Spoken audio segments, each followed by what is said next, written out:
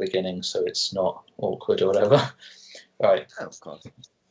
What's up, lads and ladettes? Action57 here, and welcome back to a very special episode of Talking Ball.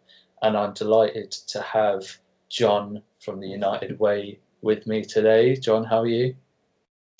Thanks for having me. Yeah, I'm well, thank you, fella. Bit hectic after yesterday, but finally. Yeah, we're going to get right into what happened yesterday. Trust me, don't worry. And anyone who's watching who doesn't know who John is, I'll put the socials down in the description below, and you can go check him out on Twitter, YouTube, and the video that he put yesterday about it was a vlog about protests at Old Trafford yesterday, wasn't it? Oh, cool, yeah. That was a cracking video, so I suggest you check it out. So yeah, let's get right into it. What happened yesterday, man? What happened? Well, it was a long day anyway yesterday. I got there early. I thought I wanted to be in a good place rather than just being on the outskirts of the protest. So I got there about 1 o'clock, and I think it was either Liverpool fans or maybe City fans. I can't really say which. They started kicking off with the lads that were putting the 50+1 banners in front of the Trinity statue. So that was how the protest started.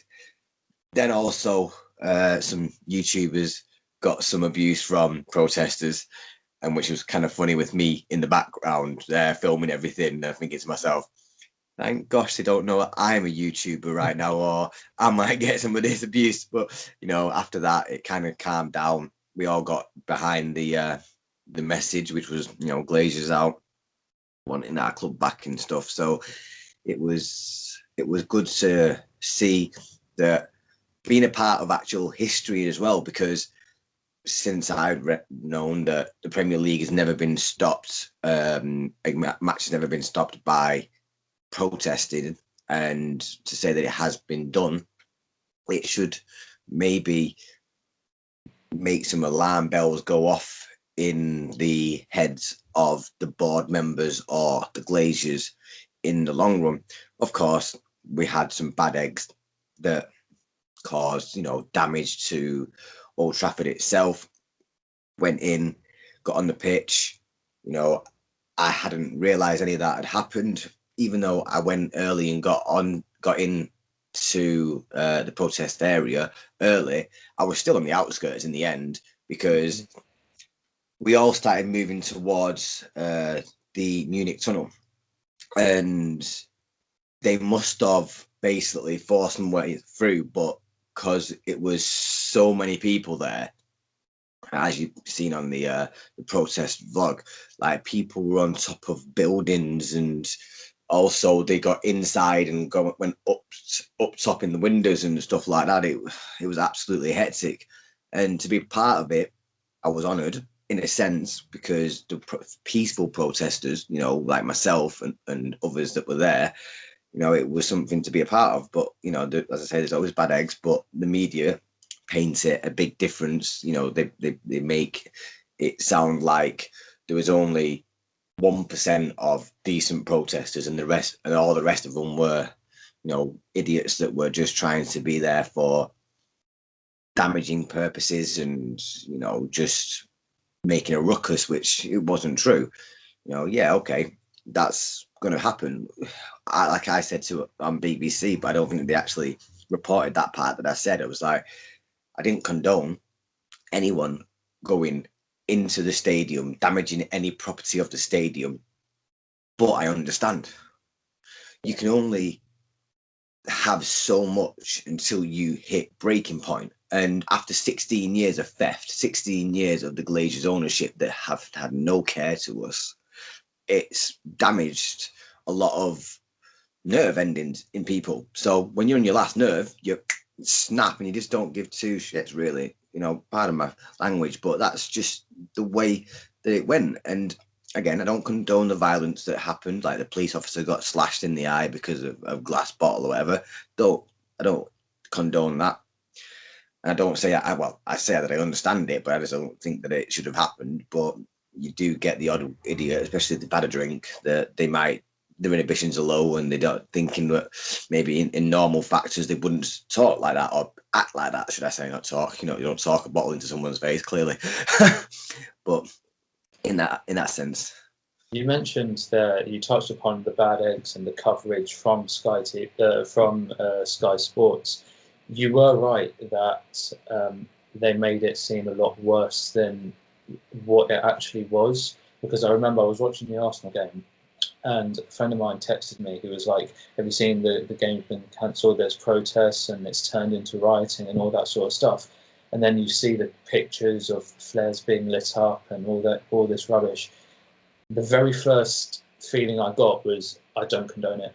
I did not like it. It made me feel uncomfortable, and I didn't like it because I wanted there to be a protest, and I'm glad there was a protest. But the moment that people stepped inside Old Trafford, I understand the feelings and I understand the emotions behind it.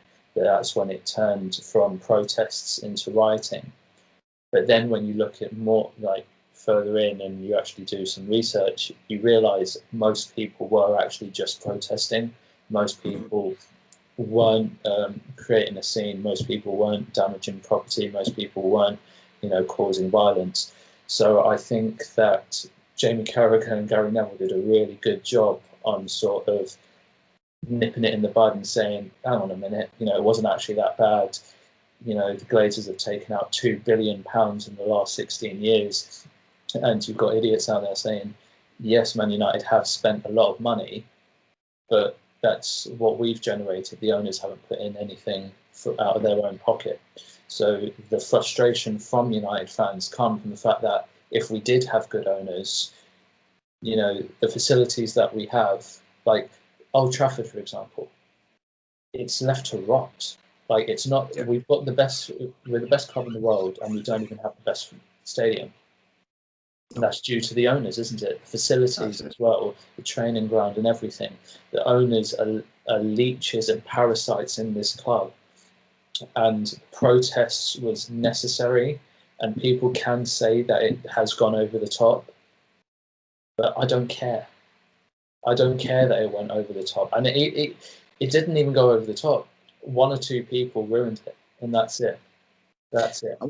I don't know if they say we even ruined it, because how many times can you say that a protest that's been peaceful has ever hit home to anybody? It hasn't. Like, it sounds bad, but some people have said you have to break a couple of eggs to make an omelette, which is understandable. Someone that just stands at the edge of a stadium going, like I was singing, "We want Glazers out," to a billionaire, who cares? That's not costing me no money. What they're bothered about is when, say, the Premier League come up to them and go, "Well, you owe us X amount for this TV game, wasn't televised." Sky turn around and go, "You owe us, because we've paid for this televised TV game that hasn't happened." You have the Manchester Council that turn around and go, "Well, we've given you the time of the roads being closed, and that costs us money. So these are all fees that you need to now pay us because you didn't have that match put on." Now, that to a billionaire is like, well, usually anyway, would be like, well, that's costing us money, but it technically isn't costing them money. It's costing Manchester United money. But even though they put zero money of their own money into it, it's still their money. Like, even though in the shorthand it isn't, it's Manchester United's, but they own Manchester United, so it's their whatever you can call it, their dividends, their whatever. And that's the only way that you're going to get a billionaire to take notice, is when you start costing them money, because you don't become a billionaire by just being not bothered about where your money goes. You want it in your pocket, nobody else's. You pay the most minimum you can do to benefit the maximum. Hence why, they were clever enough to buy shares with their own money. But then once they bought those shares with their own money, they levied that against the value of our club, which obviously then sunk us into 600-700 million pounds worth of debt.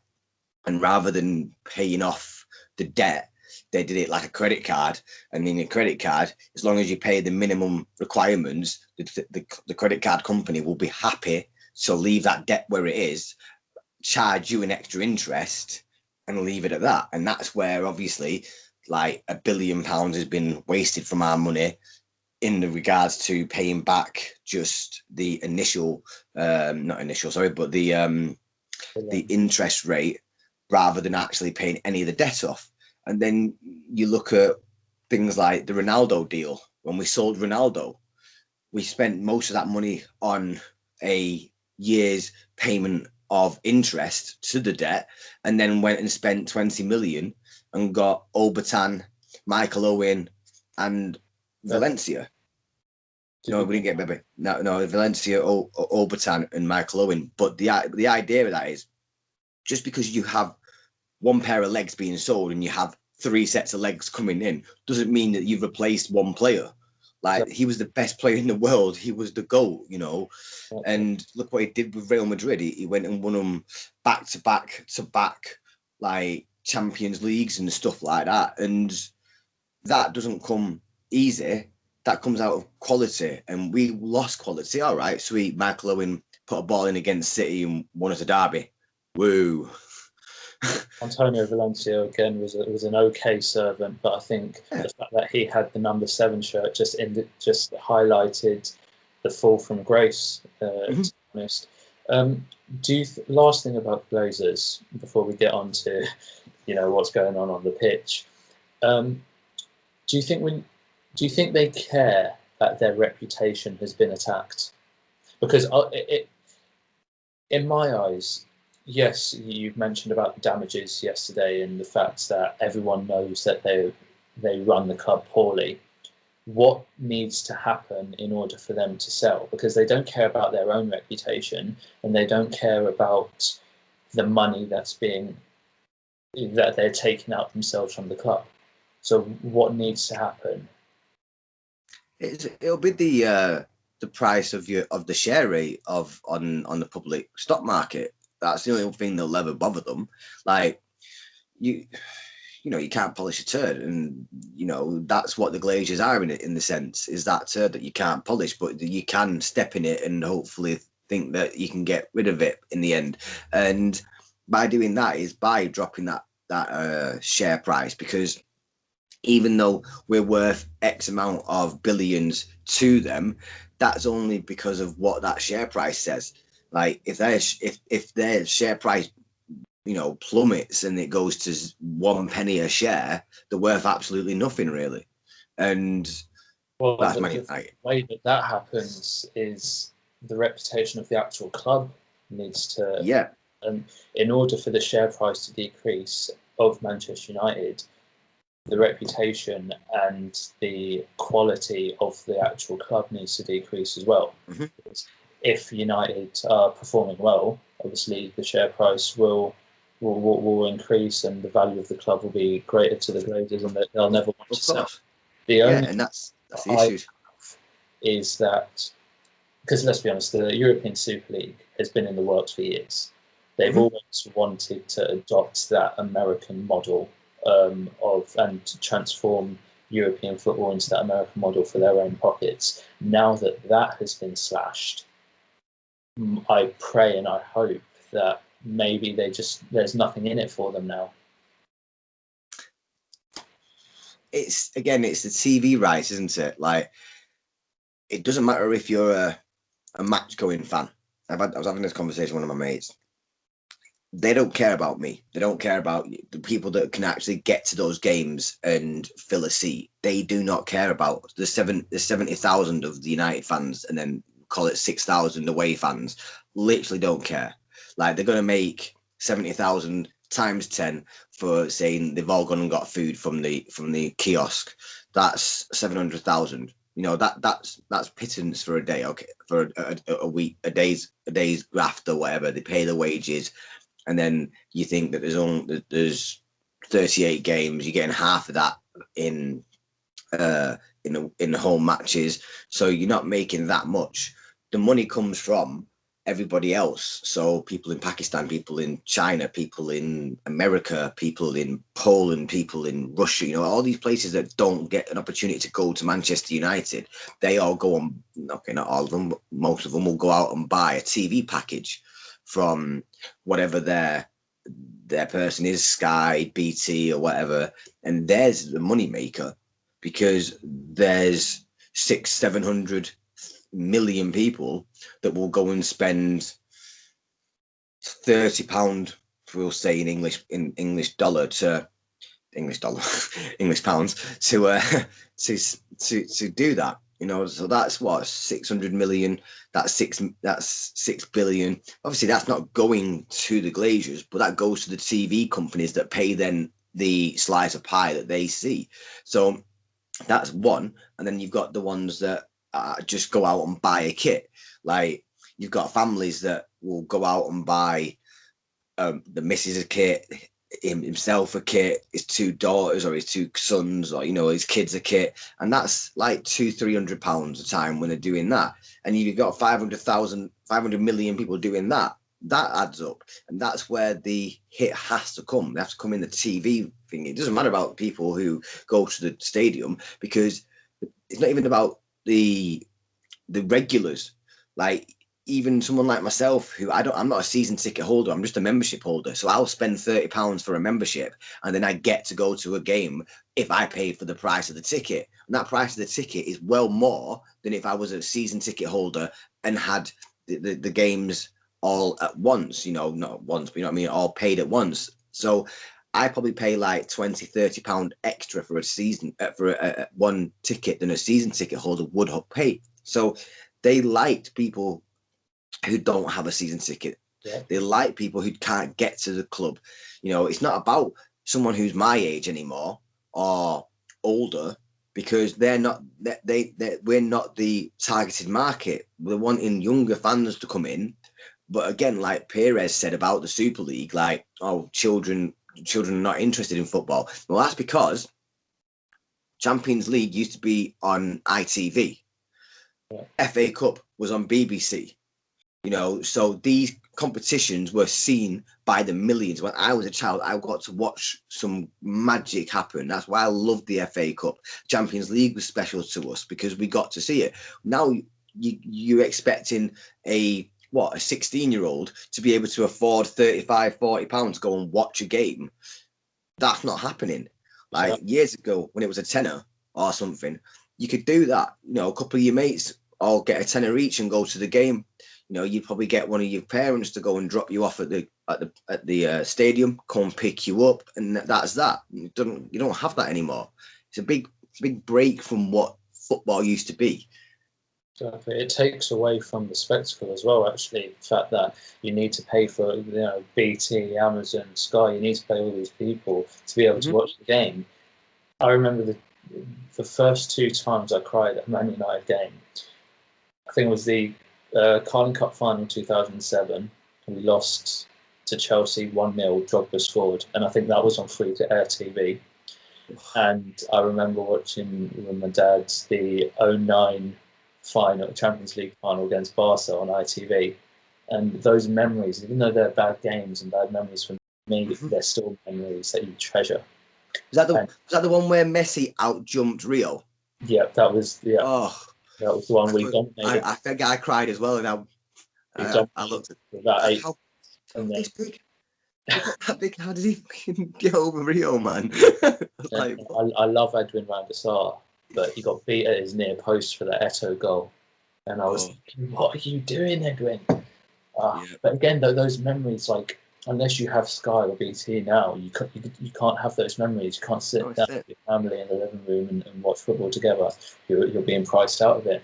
You mentioned the fans that the Glazers love. They love those fans that come from abroad who dress up in all the Man United gear, buy all the merchandise. Who are only there for a day out, not to watch the team. They're there to buy all the merch, experience all the match day experience and all that sort of stuff. Those are the fans that they care about. Well, not even care about. Those are the fans that they want to extort. Care about the pockets, the wallets. Exactly. But It's You see the frustration in your own face. You see it in your face, mate. Like I'm like 30, I'm 34 years old, and I remember like 99 and the magic feeling that I got watching Ole Gunnar Solskjaer. I was so nervous in the last dying minutes of the game. I'm like, are we even going to do this? We need 2 goals to win this. I was like, just get 1 goal, just 1 goal. And then, of course, Teddy gets the first goal, and I'm thinking to myself, we've got this into extra time. I was like, we could do this now. Just a little bit more, and then next thing you know, next corner, and then goal. That just hearing those words, and Solskjaer has won it. As a young lad, it stuck with me. It was the 99 was the era of everything. Like, it was the era for wrestling. It was the era for football. It was good times. The Rock was fighting Stone Cold, and it's all those sort of things. Stuff, yeah. I'm so gutted that I missed half of Fergie's reign because I was born in '98, so I started watching in like the early mid 2000s. So I just saw to see the beginnings of Fergie building that '08 side. When he brought Carrick, when he Rooney and Cristiano and all that sort of stuff. And I remember growing up thinking, "Oh my God, what is this? This is magic."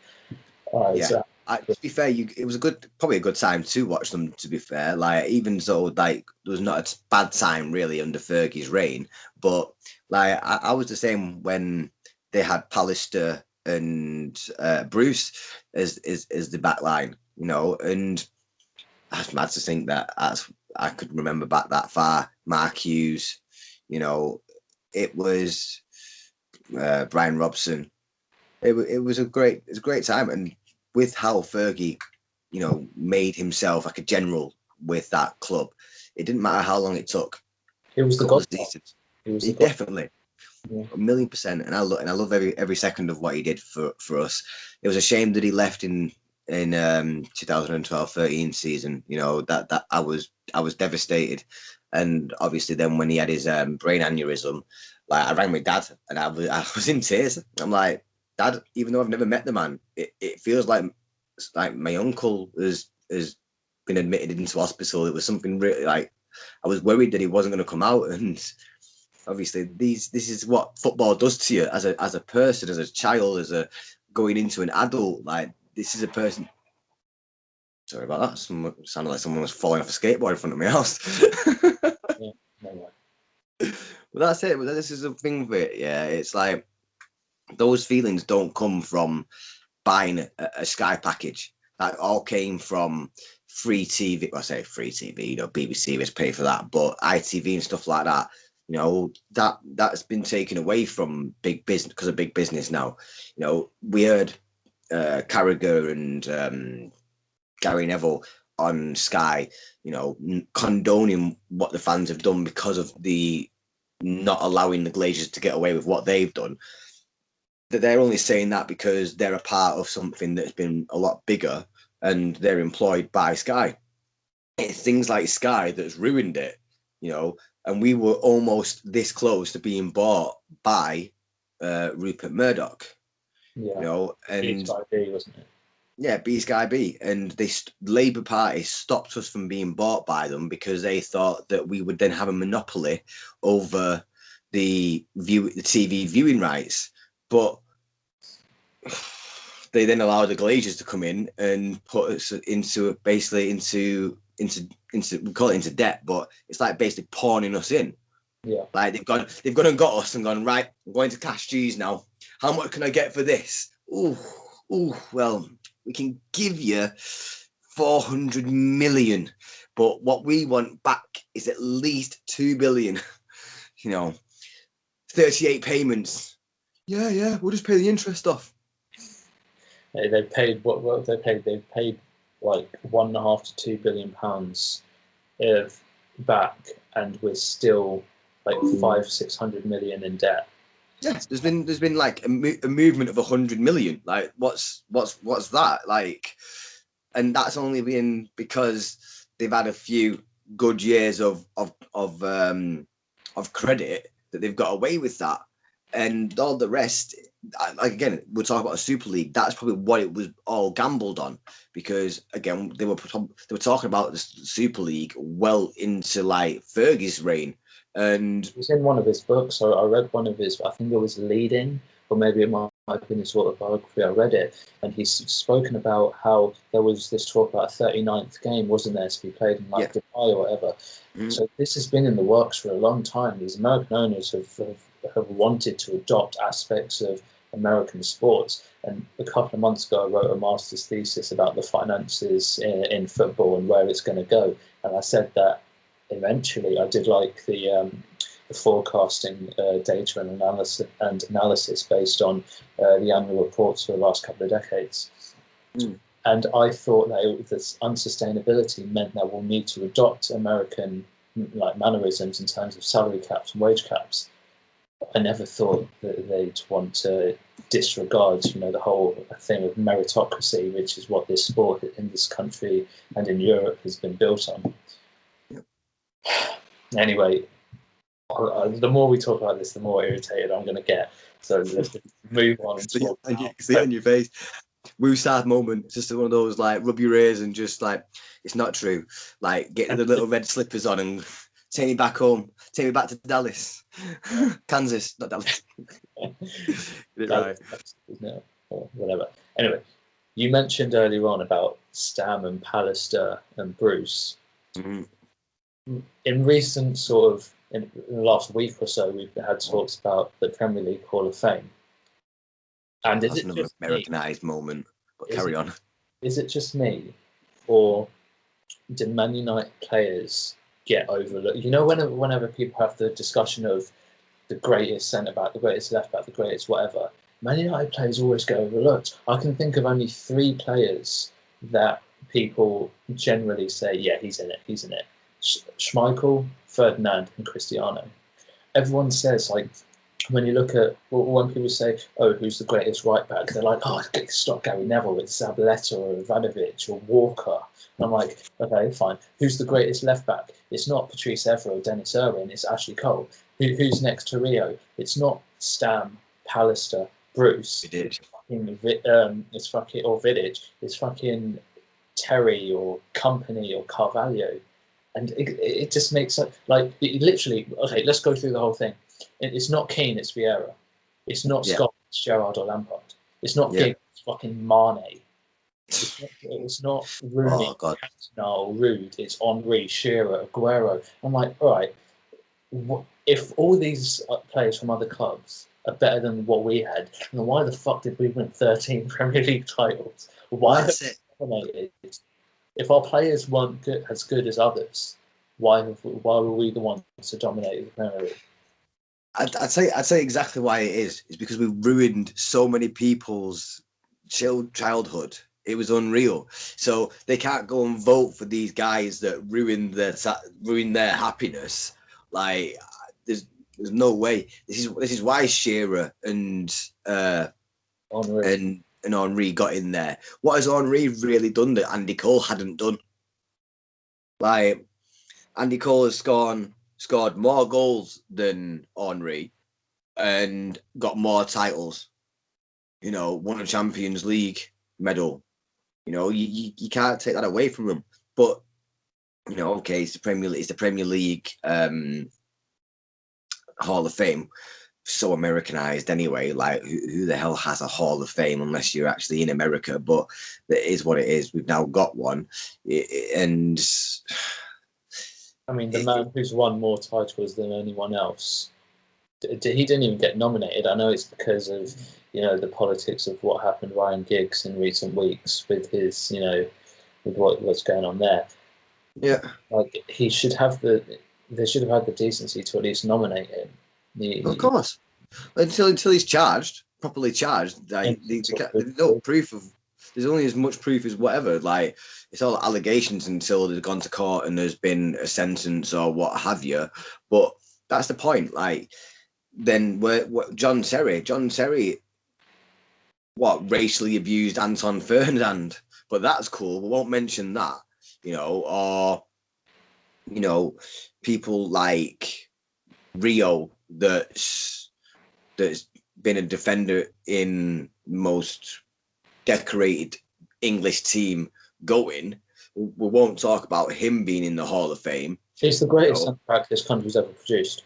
100%, 100%. And what was the best thing about him? He was a ball-playing centre back. He wasn't just a destroyer. You know, he could get the ball. He could move the ball. He was skillful with the ball. I've seen him doing like. You know what it is. You know when you look at YouTube and you go on all these highlights, and for defenders, it's look at that slide tackle that he did, or look at that recovery. And I'm like, that doesn't make a good defender. One of the greatest defenders football has ever seen, Paolo Maldini, he said that if I have to make a tackle, I've already made a mistake. He hated tackling because positioning is everything. And you never saw Rio or rarely you saw Rio have to dart across from one end of the penalty box to the other and give a sliding tackle to block a shot. Like, he did that when necessary, but his positional sense and his speed was immaculate. And that's why he always levels above someone like Terry or Company or whatever, or Adams, Tony Adams. He was just elite, and he was a centre back, and he was just the best I've ever seen. 100%, and people like him that get overlooked for the leading top goal scorer. Well, no disrespect to Alan Shearer, if he had come to Manchester United, it'd have been even more decorated. He'd have had title after title, and he'd probably had more goals as well, because even though he had all those chances and he converted them well at Newcastle as well as obviously Blackburn. You know, just because he went and won one with, was it Blackburn, wasn't it? Yeah. And I'm thinking to myself, you were happy with one title, one winner's medal, when you then spent, all right, it's your boyhood club, sweet, I get that, but what you wasted all those years for you to be really well known in Newcastle, like of course, right? You're around the world because of the Premier League, but that's only because you've got one name and one stat in that, which means that anybody in the world that can come in as a young lad and break that. Imagine if Cristiano Ronaldo had stayed in the Premiership. Man was scoring 40 goals in a season. Yeah, I do think that's a little harsh on Shearer though, because did he start his Premier League career? Was it 22? Because he in his teenage years, it was the old First Division, wasn't it? Yeah, it was First Division, and he was I think it was at Southampton at first. Yeah, he was. So he started at Southampton's youth. He came through there, went to Blackburn. Then we tried to buy him at Blackburn, and he was like, "No, this is where obviously You Are My Solskjaer comes in." You know. What Alan Shearer, but he was fucking dearer. So yeah, we got Solskjaer. We don't take that away from us. And I'll be honest with you, I wouldn't have it any other way, because I'm not the OGS effect on Twitter for nothing. You know, I love Ole Gunnar Solskjaer, and talking about Ole Gunnar Solskjaer. Ollie out then. No, I wouldn't. It'd be. Don't get me wrong. It'd take a lot for me to get there, but I'm not one of these where I'm just. If he's done something wrong, I'll be like, "What are you doing, you idiot? Like, that should have been changed. That should have been changed." You know, like last year where he messed up the FA Cup because he was trying to get the top four. I said he chose the wrong team. This season, when he came out of the FA Cup, I didn't have a problem with that, because we were looking to try and get a better progression in the league, and we still had Europa League.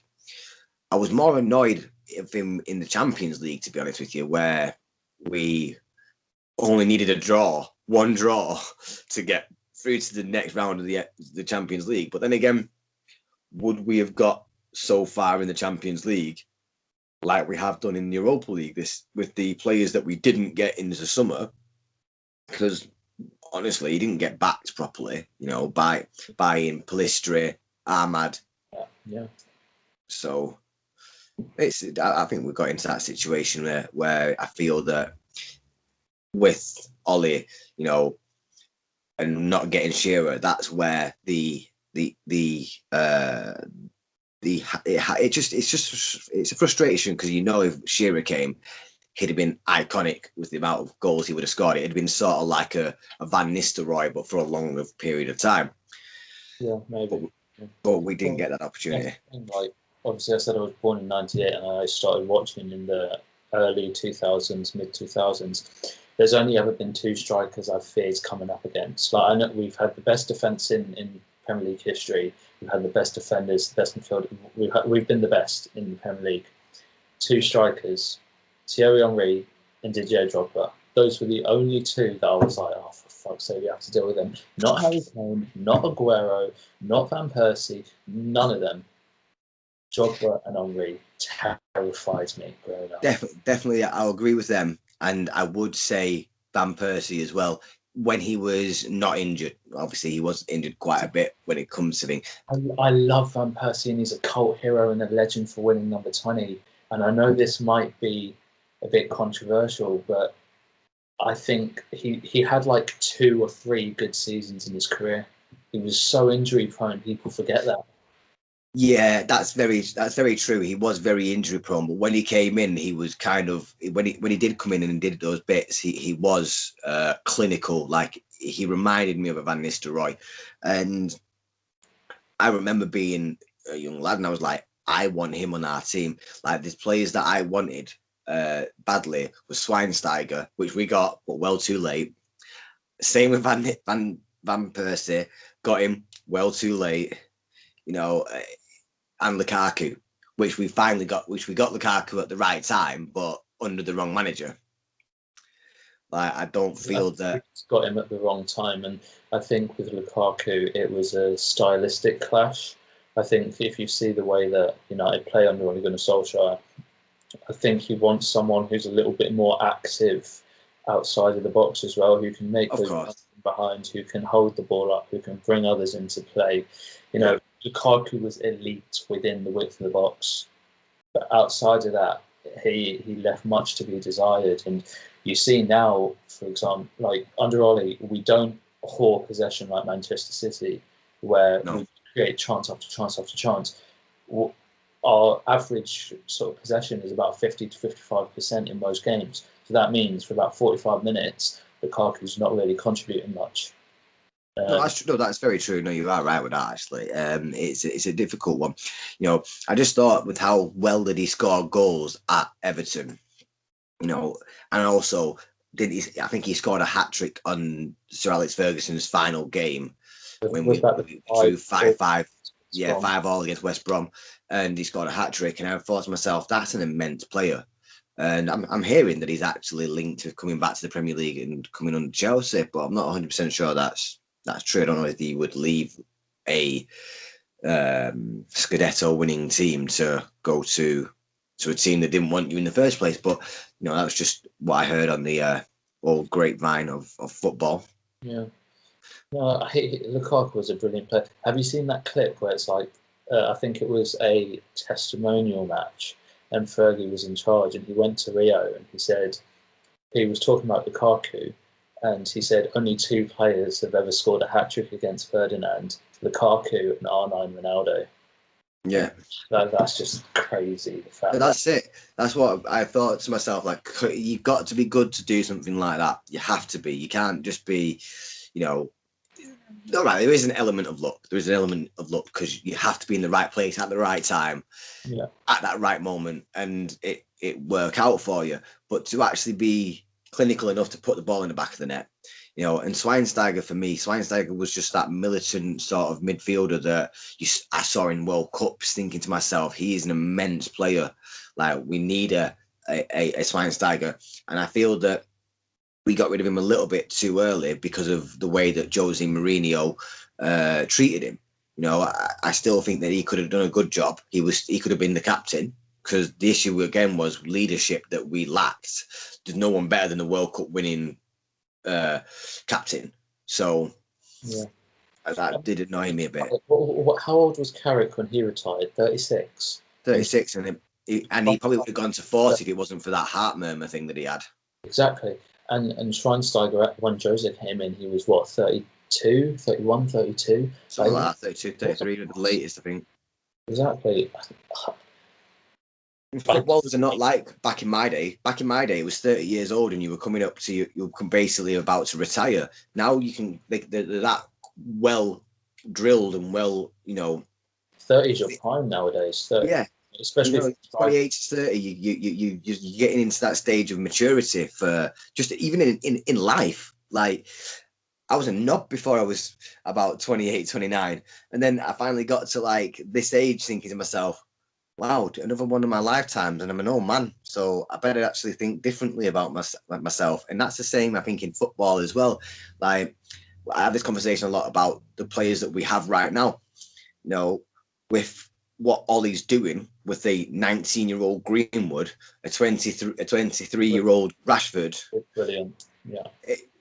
And with the players that we have around them, like a Bruno at 27, of Harry Maguire 28, even Edison Cavani at 32.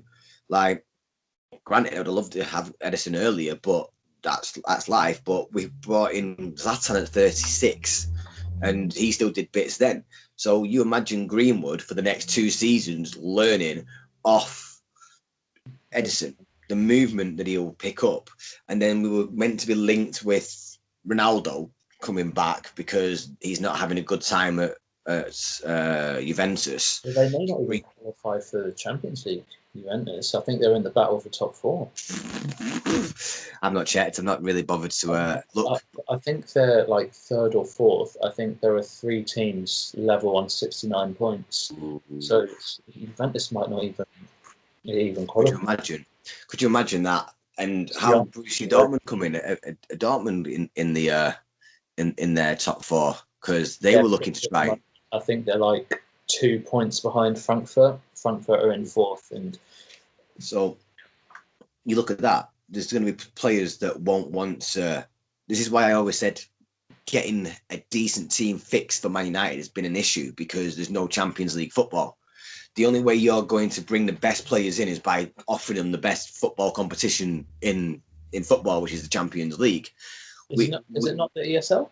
Is that not the best competition? Well, it would have been the highest paying one, I guess. But just because it says super doesn't mean it is actually super. Anyway, does that mean if that had come in that it would have been like Superman and you'd had to wear the pants over your shorts?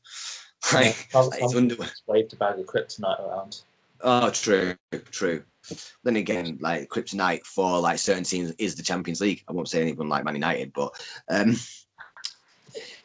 idea though is you can only build a good squad because of having Champions League football. There's no way that you're going to get an Mbappe going, what? You've got Europa League. Yeah, I'll come because you know what he's coming for, and that's going to be money. If you can offer them the best footballing competition, being the Premier League and the Champions League, there's a draw to that. And the only way to make a quality team is by offering Champions League football on a year-to-year basis. You don't have to win it. No one ever wins it every year. That's the way of football. It's 22 men on a pitch and there's luck involved as well. So it's just entitlement if you can think that you're going to win it because you're a team that's done well in it, the competitions beforehand. Like, teams have been knocked out at the group stages many a times. Even United have been knocked out of group stages. Like, I remember being like, "What is this? How does this happen?" Was it 2012 that we came 3rd in the Champions League and then we got relegated to the Europa League and we faced Bielsa's Athletic Bilbao and they destroyed us? And I was like, yes, Europa League and Man United under Sir Alex getting twatted by Bilbao. What? But that's football. And that's it. That is football, and that's quality about football. Like the Europa League, the ESL. Imagine the whole point of Jose Mourinho sliding down the touchline at Old Trafford because he beat Sir Alex Ferguson with Porto. That sort of shit don't happen. There would be no Jose Mourinho if there was a Super League. It'd be point. There would be no special one. Well, he's not very special anymore, but he's working at the Sun, isn't he? He's signed up to be an editor at the Sun or something at the moment. Oh God. Well, he's not short of any money, is he? Like, I think he's made like 40 million off his last two jobs that have lasted for 2 years. 2 years for us, and then not even a full season at Spurs. Yeah, he got sacked midway through his third season at Man United, which was, the average for his previous jobs as well. Same thing at Chelsea, the first and second time round, I believe. But the thing is with Jose, like, I actually like him. I wanted him to go, obviously, at the time, because I thought it's not working out. Thank you for the trophies that you've won, but you're not the same guy.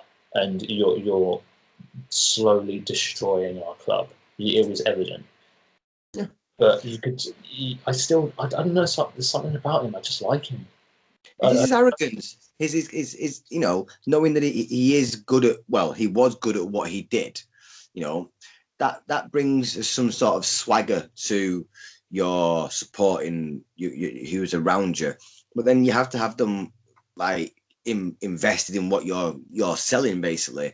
Like, we knew that Luke Shaw was, when he was a young lad, was going to be something special, and then Jose Mourinho was like, no, I can't even put him next to Daley Blind or Matteo Darmian. He was saying Matteo Darmian was a better footballer than Luke Shaw. Like, what sort of things are you smoking to be able to even justify that sentence? Oh, it's my brain with his body. No, mate, it's clearly not, because Ole Gunnar Solskjaer has changed that man into one of the best left backs in the league. So there's clearly something that you're not doing correctly that Ole Gunnar Solskjaer is.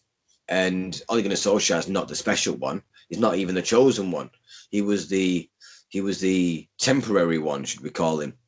Because that's all he was. He was there as a temporary fixture to just get the momentum back up, the happiness back up at Old Trafford, and he went on a 14-game unbeaten run. That was better than Sir Matt. That's better than Sir Alex.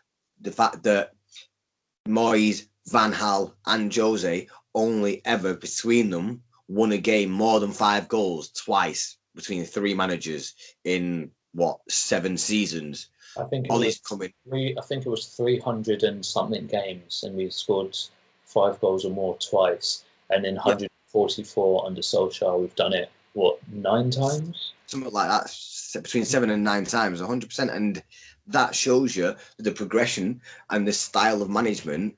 Like, because he's not a Pep where he does 1,001 passes before it's been side-footed into the back of the net. Sweet, that's nice football. I'm not gonna lie. Like, watching that football is a quality place of football. But where's the excitement where within 30 passes you're in the box and you basically side-footing it in? Like, we've done that a couple of times. The greatest goal I've ever seen is against Arsenal in that Champions League, and the blue kit. Was it the semi-final in 2008 against Arsenal?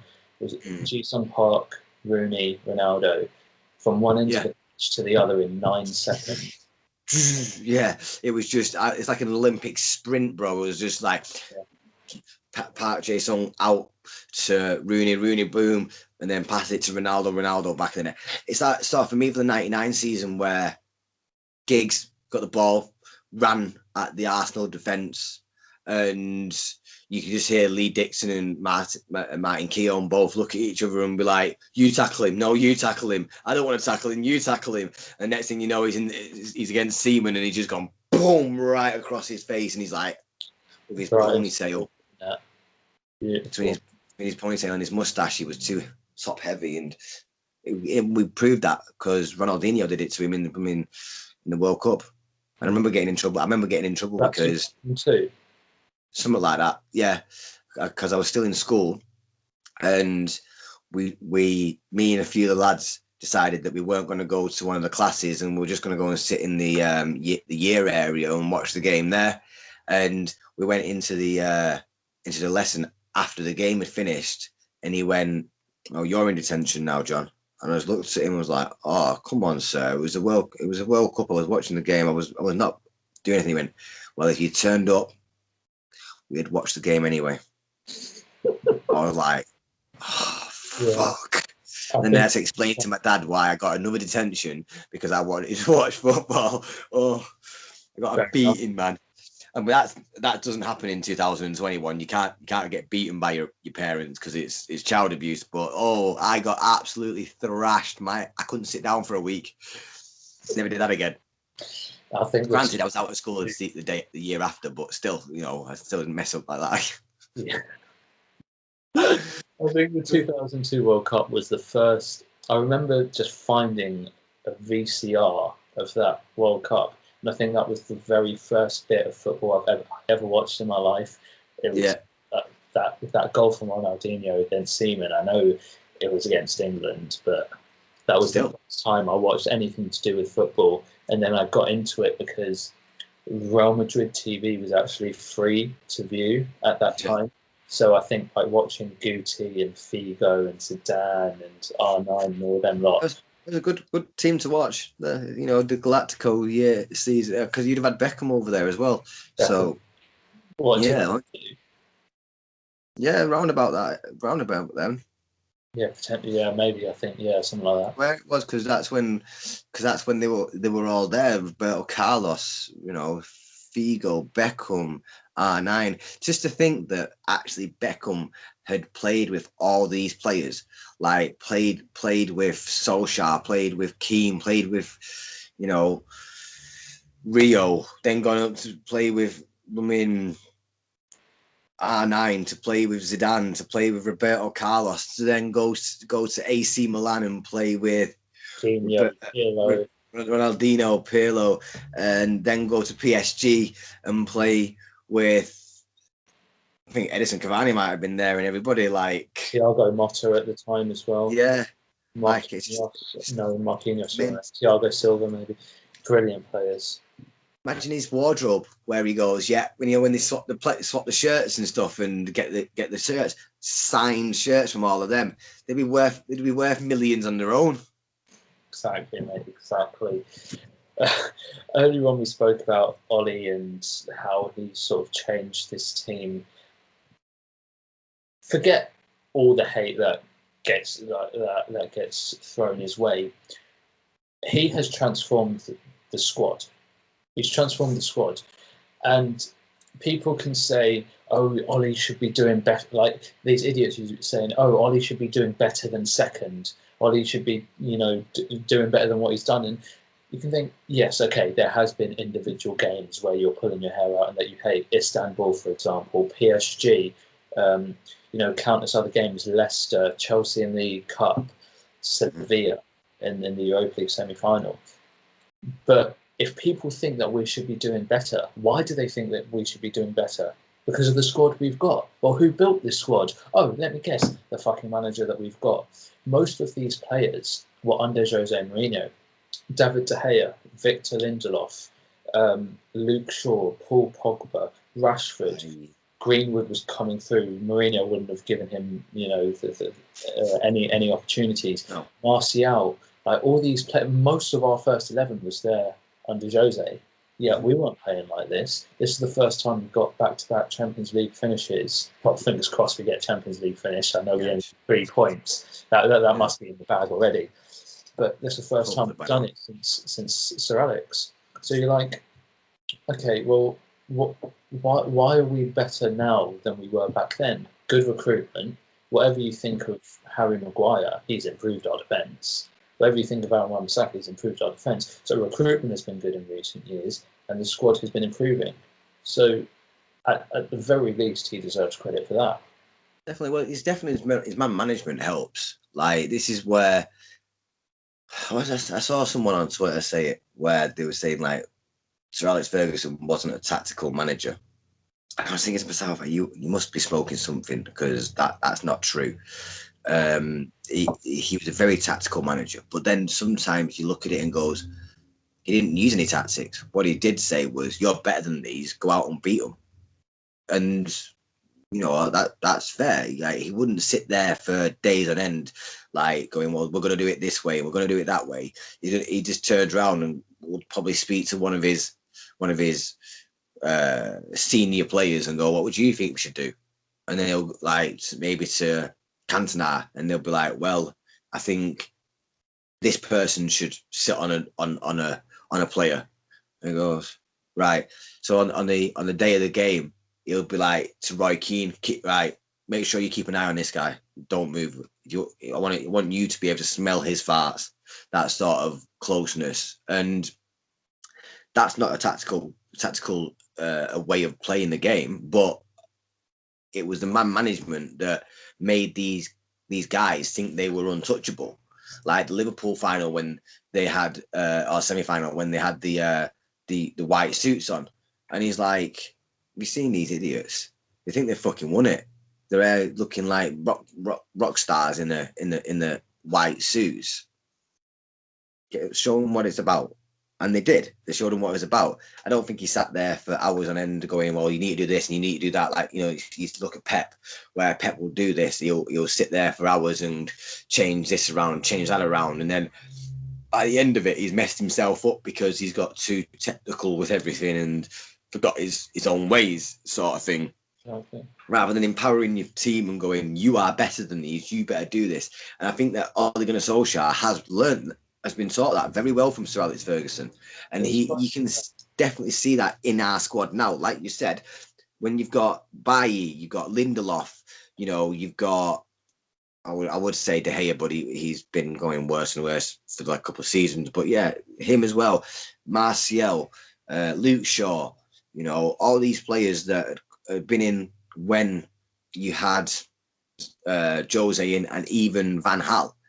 He's got more out of them than two managers ever have got out of them. And they were both highly decorated managers. What's Solskjaer done? Won the Norwegian League and the Norwegian FA Cup. As they call him, the PE teacher. The fact that Jose Mourinho was a legitimate PE teacher. That was his job before he became a manager, a football manager. Exactly. Thingy wasn't. Solskjaer was being taught by Sir Alex Ferguson and chatting and training with Cristiano Ronaldo. So, well, that's the thing.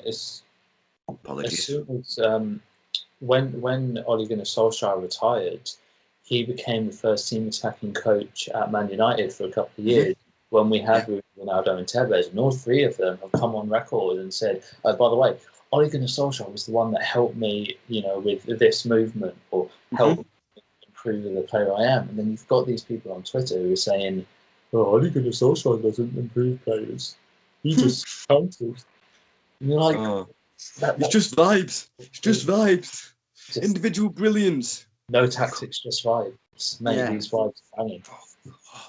That's the worst thing that I've ever heard in my life. Like, it's just a load of crock of shit. I tell you what it is it's fans that want to have, we'll call them clout chasers anyway, but it's being proven right.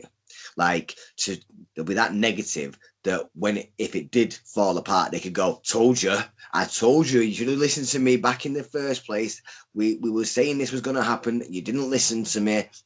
And like, we won't mention names, but there's a certain FX one. He was stating that he couldn't wait for Ole Gunnar Solskjaer to lose every game from when he was speaking to the end of the season, so he could see Ole Gunnar Solskjaer get sacked. Since he said that, Ole Gunnar Solskjaer has not lost a game. All right, he lost the Leicester game, but that wasn't in the league, so that wasn't going to cost him his job, losing that in the FA Cup. But in the Premier League, if he had lost the rest of the games from when Johnny said that to the point of now, he would have probably lost his job. But it hasn't happened, and that's what these sort of people are being like, and it's bang out of order because they've got they're not. This is how I've always said. There's two types of people when it comes to football. There's fans and supporters. Fans like the idea of their team winning, can't deal with them losing because that's not the way that they want to see their team play. And the supporter, yes, he's the same, but even though if they do lose, he will still back them because failure isn't wrong. Failure isn't a bad thing. Use it Failure after failure after failure is, but if you're not doing that and you fail at something, like you learn. If you keep making the same mistake, then you've got an issue. But Ole Gunnar Solskjaer hasn't done that. When he's made a mistake, he wrote it down and he didn't go back to it. 3 at the back. When he was playing 3 at the back, it went perfectly against PSG. He played it against Arsenal. Have you seen 3 at the back since when it went wrong? No. He's learned from his mistake. Against Arsenal that he went 3 at the back. The game at Old Trafford. Didn't he go for a dime in that game? No. It'd have been his. He normally goes 3 at the back. His first season, his first half season, when on the 6th of March we played PSG in the quarterfinal of it was quarter final, wasn't it? And we got into the semi of the Champions League and then lost to Barca 3-0. No, it was the last 16 of the Champions League. We got to that's it. As well, so. That's it. So when we played the 3 at the back then, and we then went and played Arsenal, and we lost to Arsenal by playing 3 at the back, and he didn't like that, and of course was that just before the international break or before he got the permanent contract? I think it was before he got the permanent contract, because I think he won against PSG, and then when he went out and lost in the Premier League, and I think we did back-to-back losses, and then they gave him the permanent contract because Arsenal then Wolves, I believe. Yeah, so that's the point is where I'm getting at. Where if he makes a mistake, he learns from it. All right, there's still those mistakes that will happen on the pitch, but he's not culpable for that. If someone misses a ball or misses a header, what is he going to do? He can't head that ball himself. He can't put himself in that situation to stop that from happening. That's the player's fault. Like, you can only reprimand the person on the pitch for making the mistake than you can the manager. But these sort of fans will go, oh, well, it's definitely the manager's fault. He's picking the team. All right, sweet. Well, guess what? There's not been a manager in history that's picked a team that's won 38 games in a season. Managers have 3 jobs as far as I'm concerned. Number 1, morale and motivation. Make sure that the players feel like $1,000, feel like $1 million, and get them playing above what their level is. And then in game, 2 things: set up the team so that they concede as few chances as possible, and set up a team so that they create as many as possible. Yeah. Whether the chances go in, whether they score the chances, that's up to the quality of the players. But in between the boxes, the setup, the formation, the shape, all of that is down to the coaches and managers. The fine details is down to the players. Whether a player is through on goal and whether he scores a 1-on-1 or not, that's not the manager's fault. The managers set up the team so that the player has been put in the position where he's 1-on-1. Yeah. That's saying. We see that a lot. And we see that a lot when it comes to Ole. He does set up that defence. The amount of times we've drew 0-0 this season is ridiculous. Exactly. And I think of that as a bad thing, but I'm like, well, guess what? The other team also drew 0-0. But they don't matter, bro. They don't matter. It's not like them. They're not United bad, John. It's not like, Man United fans who complain about a 0-0 against Chelsea. It's not like we drew 0-0 and then Chelsea got 3 points. No, we both get 1 point. We both didn't score, and we both didn't. I had complaints, but that was just because the referee didn't do his job properly and called a handball. Same with the West Brom game when we drew 1-0, where the first goal that they got was by covering Lindelof's eyes. Ages about honestly, the league could have been so much different if only. We'd be a point behind City right now. I've worked. Okay, we're 13 points behind them with a game in hand. So let's say we win that game in hand with 10 points behind them, right? Man City got 2 extra points against Villa when they scored that offside goal. The ref changed the rules the day after, saying and held their hands up, saying we stuck there. All of a sudden, that 10-point gap down to 8 points. Against Sheffield United at home, their first goal shouldn't have stood, and Martial's goal should have stood. The ref said that. All of a sudden, that 8 points down to 5 points. Let's ignore all the other subjective moments. Those 2 games were where the refs admitted a mistake. Yeah. 5 points behind going into run-in. Yeah, it'd be important. It'd be very important, and it'd be more nerve-wracking for City right now, And that I look at the West Brom game where they put the hand over Lindelof's eyes. Like, talk about obstruction. Literally going like this to someone. That I don't know how much more of an obstruction you need, and then to look at VAR and VAR go. That's all right. It's all right. I don't mind him putting his hands over his. Don't worry, he was just stronger than him. Yeah, that's it. It's just stronger than him. It was just, yeah. And then you got the handball against Chelsea, which everyone went mental in Chelsea being going, oh, Greenwood handballed it. And then as soon as they realised it hadn't handballed and it came off the Chelsea's player's hand, they were like, shut up, just don't talk about it. No, it wasn't a handball. So that's 2 points dropped. That's 4 points dropped. And then you've got the last one with the Everton game. 94th. Yeah, 30 seconds after the thing, and then we'll just allow an extra minute because we can. And I think I was seeing people say, well, they had substitutions. It doesn't take a minute to get the player on the pitch. It was literally hold the board up, 10 seconds, back on. Like, by the time the ball got kicked on the 94th plus 3 seconds, that should have been game over. Not for them to get an extra looking attack on the goal, free kick, and then again, David should have done better at that. Three shots faced and 3 conceded. But the idea there is that you never know. We could have actually won this season out of all the shit that we've faced. We could have done, but we shouldn't rely on decisions, even though VAR exists.